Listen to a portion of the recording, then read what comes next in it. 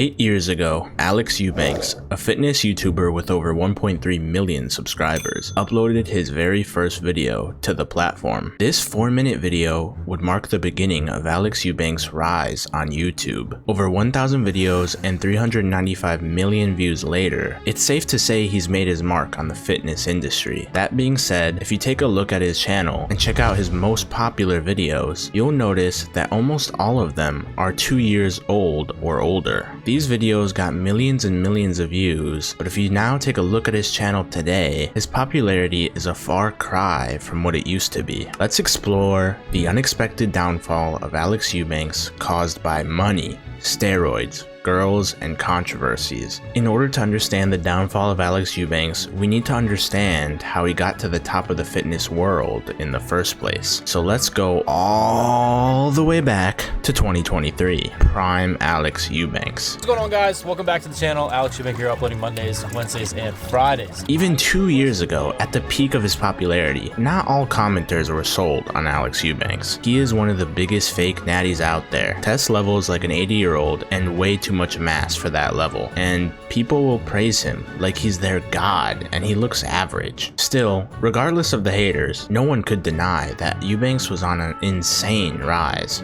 Focusing on the 3 videos a week and like making some clickbaity titles, you know, changing up a little bit, and we got, I think the best month I ever had on YouTube was 16 grand in the month. His Insta, TikTok, and YouTube all gained millions of followers. It felt like he was collabing with everybody in the industry. But why? What made him special in the first place? Well, let's just get the obvious out of the way. He's a great looking guy. And I'm saying this with a straight face as a straight man, but game recognizes game. No one can deny that Eubank has a good face. And on top of that, a great body blessed by great genetics. Still, his social media rise definitely wasn't all luck. Is up building, I'll post something about breakfast. When I get my coffee, I'll take a picture of that. Once I'm done with that, then I get started.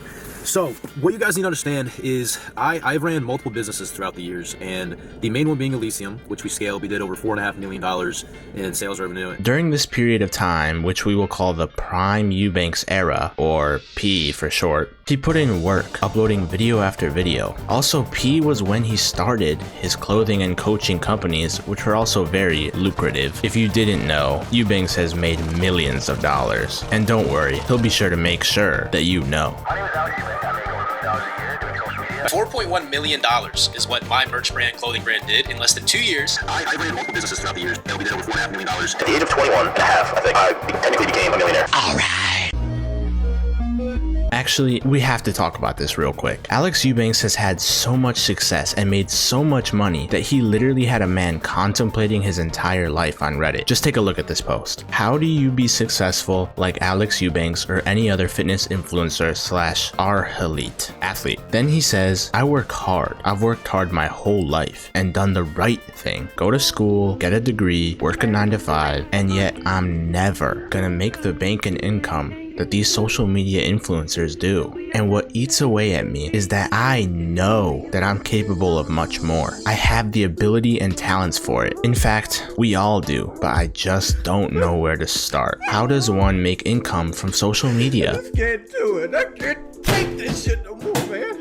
Okay, so clearly this guy is going through something right now, but I'm milking the downfall of Alex Eubank for views right now, so let's get back to it. There's a very important comment under this Reddit post that gives us a major clue to the downfall of Eubank. Bored AF 1998 said, I have almost 500,000 on TikTok in the fitness space. Honestly, the answer I give a lot of people, you don't want this. I know a lot of the big names you probably know, and we all agree that it can very much feel like selling your mental health for money. If you manage to succeed, it will come with so much hate. Social media is best when you're smaller, but still kind of successful. Up until 50,000 followers, everyone's your fan. After a certain point though, people will hate to see you succeed. Hate. When it comes to Alex Eubank, this 4-letter word might be the defining factor in the entirety of his social media career. And this is fucked up, dude. This shit gets me emotional. Not that I just remember how happy I was, and I hit a point where I just haven't felt that feeling in a long time. Hate. Alex Eubank has received a lot of hate for various things, some justified and some unjustified. Commenters hated on his physique. You ugly as hell, with Alan Eubank being evidence of this. Bro released a picture, and all I can see is how much he aged. They hated on his relationships. If you can't change a circumstance, why would you dwell on it? And you're letting the woman win. Like, you really wanted to let her win after she just broke your heart. You're letting her win by you being sad or you begging to get her back. They hated how he lifted. They hated how he walked. They hated how he talked. They hated how he... I mean, you get the point. One of his biggest controversies was over his natty status. Was Alex Eubank natural? That was the $1 million question during his P era. Really popular, world famous, and so if he suddenly puts on a ton of muscle, now that he's 22, it will be a clear and dead giveaway that he's not 100% natural. You best believe everyone was farming this for views. Eubank claimed to be natural, but would eventually hop on TRT, or testosterone replacement therapy, because he had low test.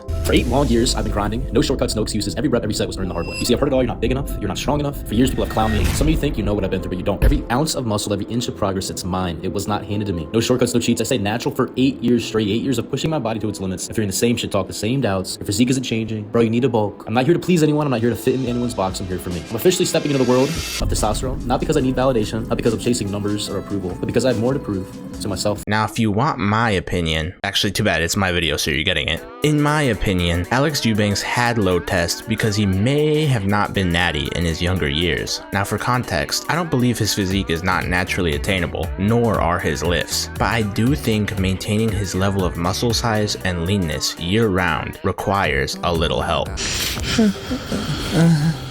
Let's see Andrew Eubanks hit this weight. It's pretty common knowledge in the fitness world that as a lifter, you can only have 2 of these 3 things: big, lean, natural. You can't have all 3. This is the golden rule. You can be natural and lean, or you can be natural and big, but as a natty lifter, you cannot be big and lean, or at least that's what the internet tells me. But let me add an exception to this rule. You actually can be kinda big, lean, and natural. I mean, look at guys like Will Tennyson or Jesse James West, for example. Except there's a catch. You can really only do this for a short period of time.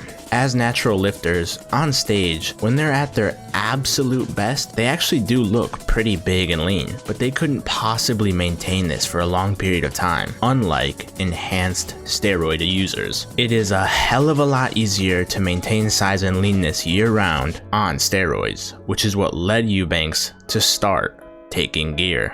Whoever doubted that beforehand, who thought like Greg thought I was on gear in high school when I was 190 or taking some, everyone thinks of taking some shit at some point, but now I think they'll actually see, because now that I'm telling when I'm starting, people will be able to track. They'll see I'm gonna get bigger. I know I'm gonna get bigger. Now, Alex Eubank is open about his current steroid use, but that didn't stop the hate from pouring in. In fact, it might have only made it worse, because before, he used to say he would never take steroids, and actually talked bad about other influencers that used and promoted steroids. Dumbass way where you're gonna take years off your life and ruin your life. And I've seen this happen firsthand, bro.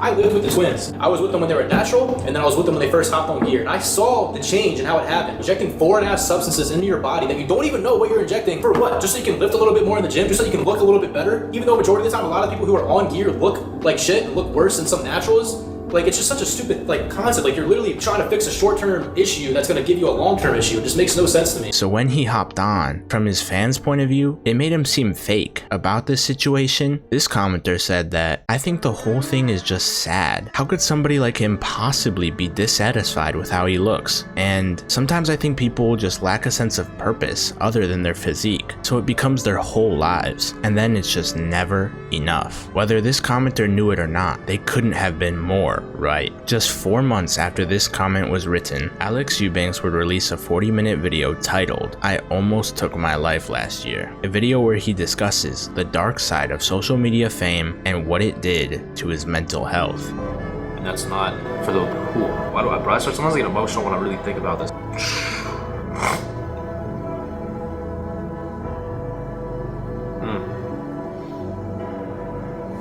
Is that As we talked about before, during his rise, during the prime Eubanks era, he was untouchable. His whole life revolved around making fitness content and climbing to the top of the social media world. But once he made it to the top, he realized, like many other influencers, that there really isn't anywhere else to go. I would feel that void that I had growing up. It'd be like it was filling, you know?